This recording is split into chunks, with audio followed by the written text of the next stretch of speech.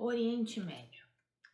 Oriente Médio é um caldeirão de pólvora desde sempre. Um pouquinho de areia em cima e muito petróleo por baixo. Mas também é uma conjunção das religiões judaica, cristã e islâmica. O livro de hoje é Persépolis. Há muito tempo eu quero fazer esse vídeo. Persépolis, uma história em quadrinhos ou um romance ilustrado, romance em quadrinhos, que conta a história da autora Marjane Satrapi. Enzo, roda a vinheta.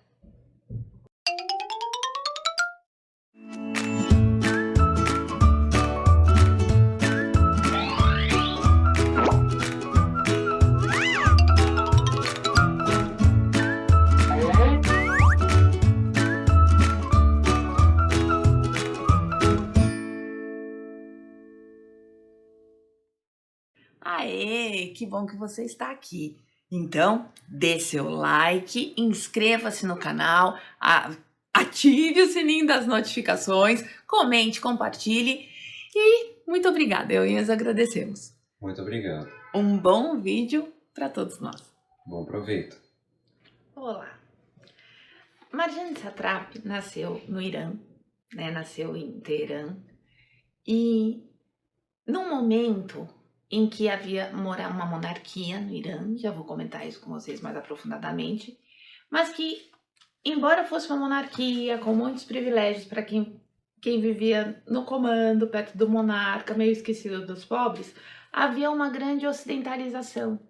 Então, a Marjane cresceu numa casa onde havia muitos livros, onde havia pais intelectuais, amigos dos pais, festas, encontros. Ela estudava numa ótima escola. Então, vejam, com 10 anos, quando ela tem 10 anos, vai acontecer a Revolução Islâmica. E o primeiro capítulo desse livro vai mostrar um momento em que ela é obrigada a colocar o véu. Véu?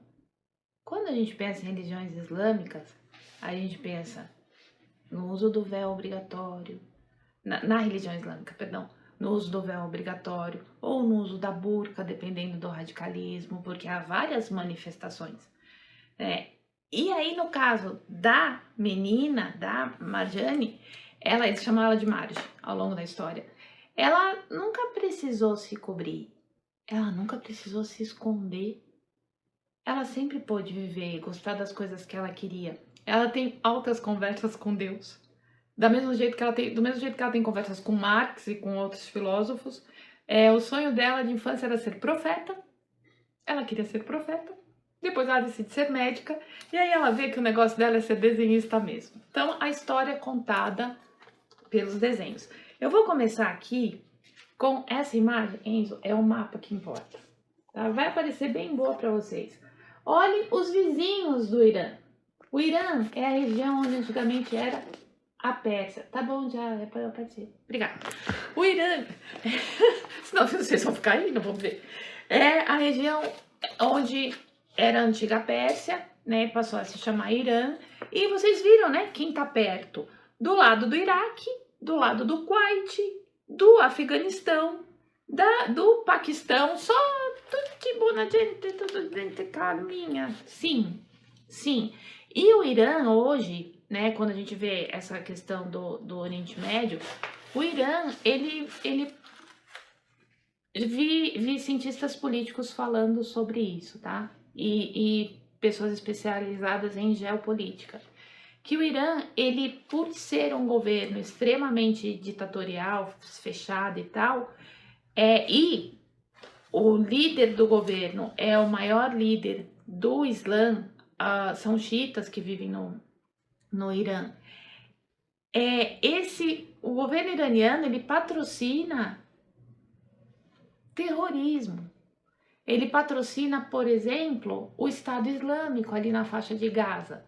Então sai muito dinheiro do Irã para que haja movimentos que o Islã vê como movimentos que são de direito, de espaços que lhes são de direito, que eles acham que perderam ou que foram usurpados, ou então acham que vão salvar almas, mas assim, há uma grande diferença entre o discurso e a ação, no sentido de que quando você fala de religião, você está falando em se religar com a divindade.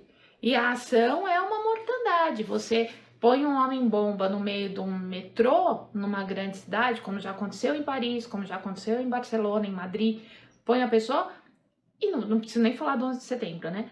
E é uma mortandade de gente. O grande terror é que você não sabe de onde vem, é totalmente diferente de uma guerra.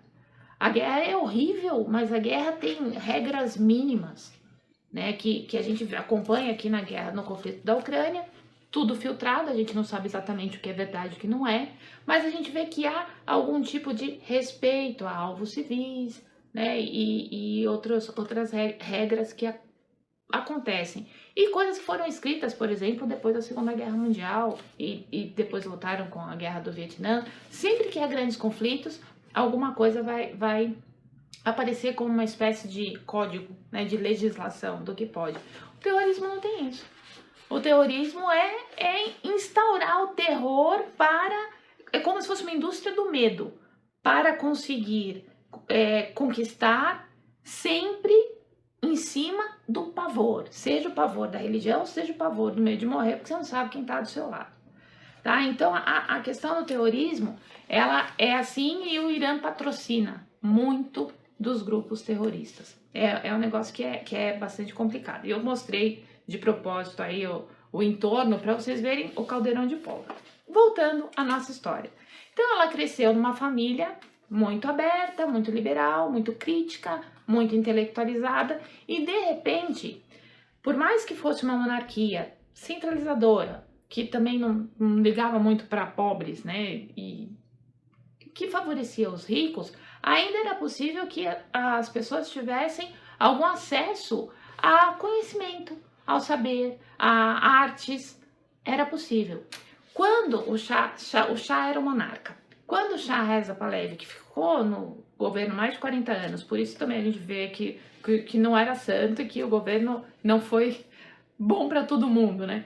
Quando o Shah foi deposto, quem subiu foi o Ayatollah Khomeini, que é o líder religioso dos xiitas, que são os mais radicais dentro da religião islâmica. Durante o reinado do Shah Reza Pahlavi, o Khomeini foi exilado na França. Só que lá da França, ele orquestrou a revolução, que vai acontecer em 79, nesse momento em que eu falei que a Marge vai ter o primeiro encontro dela com o véu e vai ver gente sendo torturada, pais dos amigos, tios, parentes, o avô vai morrer. Ela vai ver pessoas que ela conhecia e mesmo o comportamento de jovens, primeiro de crianças, depois de jovens, que vai mudar porque a lavagem cerebral vai acontecer. Não falei do regime do medo, né? Não falei da orquestração. Então você começa a mexer com a cabeça das pessoas, né? Enfim, bom, a base do momento é essa. A história vai se passar de 1979, mais ou menos, né, até 1995, mais ou menos. Essa é a história da vida. Lembra que o livro é a biografia dela. É a história da vida da Marge. Então, ela vai passar a infância, na adolescência, os pais dela têm condição, vão conseguir um passaporte falsificado, né, para que é uma coisa contrabandeada mesmo, para que ela possa ir para a Áustria. Ela vai ficar um tempo na Áustria. Hoje ela mora na França, mas ela vai ficar um tempo na Áustria estudando, uma coisa que não era comum, era só para quem tinha alguma posse ali no Irã. Mas tinha alguma posse, só que para a menina sair o negócio precisou ser arranjado. Para as pessoas conversarem com liberdade, era sempre escondido. E o pior, havia espiões, perdão, havia espiões em todos os lados.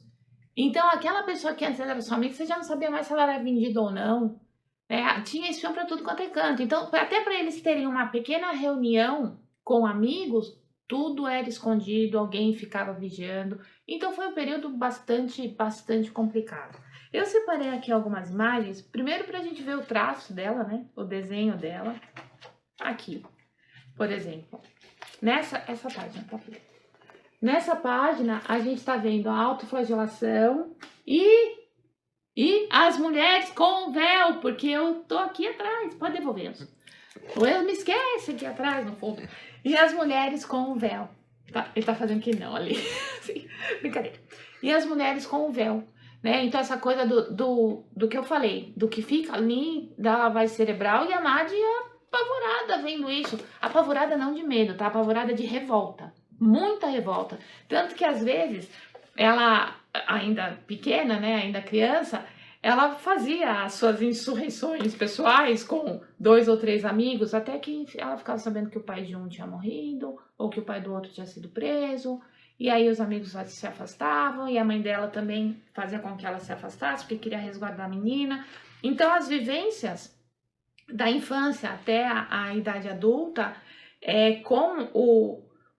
com esse regime horroroso de terror em cima das pessoas, ela vai aparecer nessa obra com as mínimas, com as coisas menores que a gente não olha quando a gente está estudando, a gente vai saber pelo relato de alguém que viveu efetivamente ali. Eu marquei mais uma página aqui.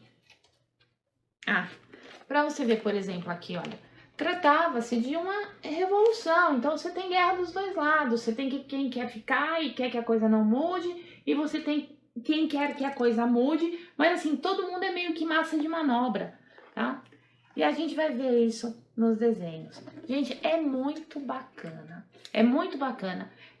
Para quem quer saber um pouquinho mais sobre o Oriente Médio, a intenção do livro não é esclarecer as coisas, é contar a história de uma pessoa que viveu ali.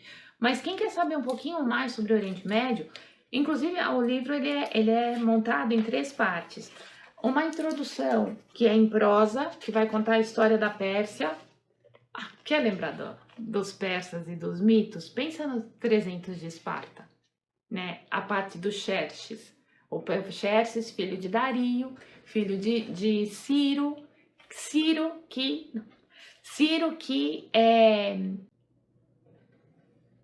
que foi o fundador de Passárgada, que aparece no texto do Bandeira. Olha quantas amarrações, né? E o nome Persépolis é para dar a ideia do grego mesmo, né? A cidade da Pérsia, a região ali da Pérsia. O que acontece com a Pérsia quando a Pérsia se torna Irã. Perdão, tá? Eu vou falando aqui, porque a primeira parte, ela é em prosa, são poucas páginas retomando essa história, tá vendo? Tudo ilustrado. Aí, a parte principal, que é a história dela, são os quadrinhos, ok? E em 1995, que é até onde mais ou menos a história vai, ela tá viva, tá? O livro termina aqui, mas ficam páginas em branco, porque, querendo ou não, a vida continua.